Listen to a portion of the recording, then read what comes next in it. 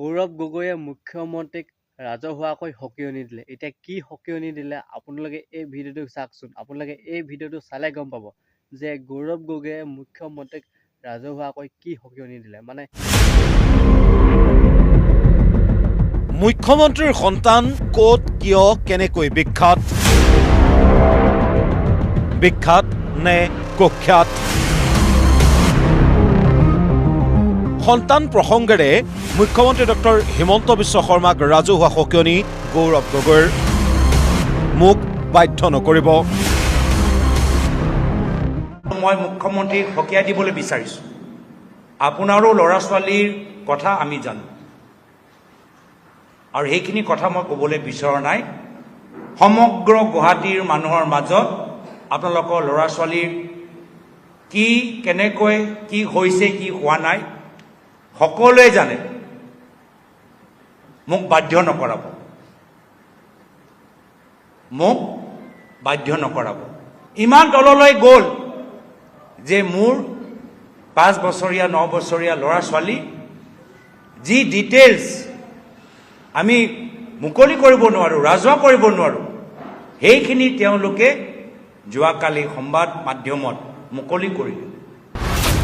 গৌৰৱ গগৈৰ সন্তানৰ নাগৰিকত্বক লৈ মুখ্যমন্ত্ৰীয়ে কৰিছিল বিশেষ মন্তব্য। জোৰ জবৰদস্তি গৌৰৱ গগৈয়ে সন্তানৰ নাগৰিকত্ব সলনি কৰা বুলি আনিছিল গুৰুতৰ অভিযোগ। এতিয়া উত্তৰ। মই ৰাজনীতিত নিজৰ পৰিবাৰৰ নামত ৰিজৰ্ট চেনেল খুলিবলৈ মই সোমোৱা নাই। মোৰ পৰিবাৰে নিজৰ চাকৰি কৰি আছে, নিজৰ দেশখন এৰি আজি ভাৰতৰ ভিতৰত আজি আমাৰ ঘৰখন চলাই আছে আৰু তেওঁৰ স্বাধীনতা আছে আৰু তেওঁ মোৰ ল'ৰা ছোৱালীৰ মাতৃ আৰু তেখেতে মোৰ ল'ৰা ছোৱালীক ডাঙৰ কৰিছে। এজন ৰাজনীতিবিদ হিচাপে আমি সকলোৱে নিজৰ পৰিয়ালৰ পৰা আঁতৰত থাকোঁ। মই নিজে সৰুকালত মোৰ নিজৰ দেউতাক মই দেখাই নাই বেছিভাগ।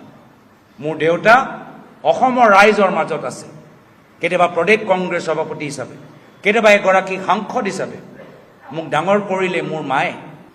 একেৰাহে মোৰ পৰিবাৰে মোৰ ল'ৰা ছোৱালীক ডাঙৰ কৰিছে আৰু যি সময়ত মোৰ ল'ৰা ছোৱালী 18 বছৰ নাপায়, তেখেতৰ দায়িত্ব তেখেতৰ জীৱনৰ লৈ নিৰ্ণয় মই তেওঁলোকৰ মাতৃৰ ওপৰত এৰি দিছোঁ। আৰু যেতিয়া 18 বছৰ তেওঁলোকে অতিক্ৰম কৰিব তেতিয়া তেওঁলোকে স্বাধীন মনেৰে তেওঁলোকে সিদ্ধান্ত ল'ব, যি এটা উদ্দেশ্য। এতিয়া মই জানো যে হিমন্ত বিশ্ব শৰ্মা ডাঙৰীয়া তেওঁ নিজৰ ভাগিন কি ভাৰতীয় নাগৰিকতা এৰিলে নেকি? মই জানো বিজেপি চৰকাৰৰ ভিতৰত উচ্চ স্তৰৰ মন্ত্ৰী, উচ্চ স্তৰৰ চৰকাৰী বিষয়া, মই নাম নলওঁ, তেওঁলোকৰ ল'ৰা ছোৱালীবোৰ নিজৰ ইণ্ডিয়ান পাছপৰ্ট ছাৰেণ্ডাৰ কৰিলে। কেৱল এয়াই নহয়, গৌৰৱ গগৈৰ পাকিস্তানী সংযোগৰ প্ৰমাণ দিবলৈ গৈ এলিজাবেথ কলবাৰ্ণ গগৈয়ে পাকিস্তানী বেংক একাউণ্ট চলাই থকাৰ অভিযোগ আনিছিল মুখ্যমন্ত্ৰীয়ে। পিছে মুখ্যমন্ত্ৰীৰ কথা সম্পূৰ্ণ মিছা প্ৰমাণ কৰিলে গৌৰৱ গগৈয়ে। বৰ্তমানৰ সময়ত বেংক একাউণ্ট পাকিস্তানত নাই। কিয় থাকিব? পাকিস্তানত এতিয়া এই সময়ত এক্টিভ বেংক একাউণ্ট, গোটেই বেংক একাউণ্টবোৰ বন্ধ কৰি মোৰ পৰিবাৰে পাকিস্তান এৰি ভাৰতলৈ আহিছে। সেই সময়ত যি সময়ত পাকিস্তানত আছিলে তেতিয়া বেংক একাউণ্ট লাগে দোকানৰ পৰা বস্তু কিনিবলৈ, আৰু যেতিয়া পাকিস্তানক এৰিলে বেংক একাউণ্ট বন্ধ কৰি আহিলে। আৰু এটা অভিযোগ তেওঁ ওলাইছে যে এনেকুৱা যেন হৈছে যে একদম মানে পাকিস্তানৰ পৰা পইচা তেওঁ নিজৰ ব্যক্তিগত এমাউণ্টত জমা হৈছে। এইটো নহয়। ইলেকশ্যনৰ সময়ত আমি এফিডেভিটবোৰ নিদিওঁ নেকি? ভাৰত চৰকাৰৰ ওচৰত আমি স্পাউচৰ এফিডেভিট নিদিওঁ নেকি? বেংক ষ্টেটমেণ্টবোৰ নিদিওঁ নেকি? এইখিনি কথা 2014-15 কথা। এইখিনি বেংক ষ্টেটমেণ্ট কি মোদী চৰকাৰৰ ওচৰত নাই নেকি? পাকিস্তানৰ পৰা একাউণ্ট পাইছে কি যে মানে যেতিয়া টায়াৰ যেতিয়া পাংচাৰ হৈ গ'ল, একদম হাৱাটো থুচিবলৈ চেষ্টা কৰি আছে মুখ্যমন্ত্ৰীয়ে, কৰি আছে। কিন্তু তথ্যটো থাকিব লাগিব, যুক্তিটো থাকিব লাগিব, বেছটো থাকিব লাগিব, গোটেই কাহিনী লাই খুঁটাটো থাকিব লাগিব। নাথাকিলে তেখেতৰ কোৱাৰ দৰে সাংবাদিকে 2-3টা প্ৰশ্ন কৰিলে গোটেই মুখ্যমন্ত্ৰীৰ চেহেৰাটো কলা হৈ গ'ল। 2014 চনত মোদী চৰকাৰ অহাৰ পিছত গৌৰৱ গগৈয়ে চোৰাংচোৱাৰ তথ্য শত্ৰু ৰাষ্ট্ৰলৈ প্ৰেৰণ কৰা বুলি অভিযোগ আনিছিল মুখ্যমন্ত্ৰীয়ে। ইয়াতো মিছাৰেই আশ্ৰয় লৈছিল মুখ্যমন্ত্ৰীয়ে। চৰকাৰৰ কেতিয়াবা IB বা চৰকাৰৰ কিছুমান অফিচিয়েলে মিডিয়াত ষ্টৰি দিয়ে, মিডিয়াৰ ষ্টৰিৰ পৰা আধাৰিত তেওঁ নিজৰ কামৰ কাৰণে সেই ইণ্টাৰনেশ্যনেল প্ৰগ্ৰাম, সেই প্ৰগ্ৰামৰ ভিতৰত বিভিন্ন ৰিকুৱাৰমেণ্ট থাকে, জানিবলৈ বিচাৰে। তোমালোকে প্ৰেছ ৰিলিজবোৰ চাই দেশৰ কি চৰকাৰৰ পৰা কি তেওঁলোকৰ ৰায়, চৰকাৰে বিভিন্ন বিষয়ৰ ওপৰত কি ৰায় প্ৰকাশ কৰিছে, মিডিয়াত কি প্ৰকাশ কৰিছে, মিডিয়া প্ৰকাশ কৰা ৰায়বোৰহে মোৰ পৰিবাৰে তাত দিছে। যি পৃষ্ঠা মই চালোঁ, সেই পৃষ্ঠাটো ইণ্ডিয়ান এক্সপ্ৰেছৰ এটা ষ্টৰিতে সেই কথাটো উল্লেখিত। ইণ্ডিয়ান এক্সপ্ৰেছৰ আধাৰিত ভিতৰতে সেই কথাবোৰ উল্লেখিত।